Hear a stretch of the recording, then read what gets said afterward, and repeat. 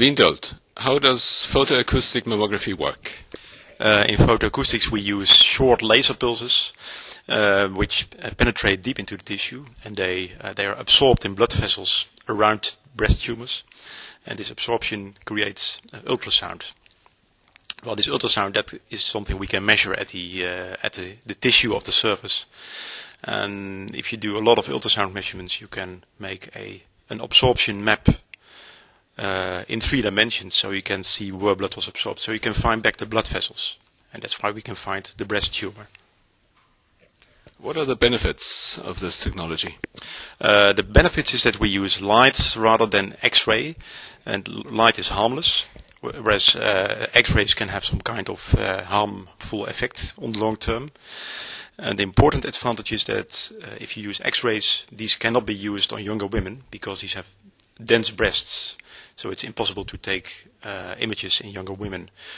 And with light we don't have that restriction because light just penetrates deep into the breast, both in young and in older women.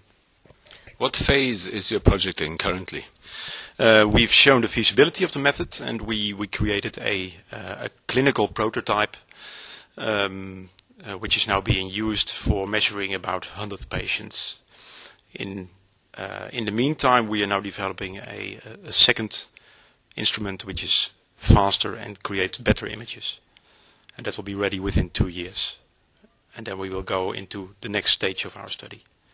What will be the cost aspects of the finalized product? It's difficult to predict the total price. It will be cheaper than MRI, and I think it will be comparable to an X-ray machine.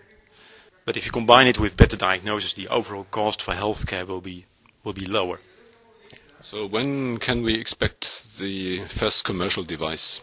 We are aiming at a commercialization within 5 to 7 years. That's our current aim. But it will a lot depend on the results in the coming 2 years. If they're very promising, we can go on with developing a commercial prototype. So it depends a lot on the exact position of photoacoustics in the whole story of breast cancer diagnosis.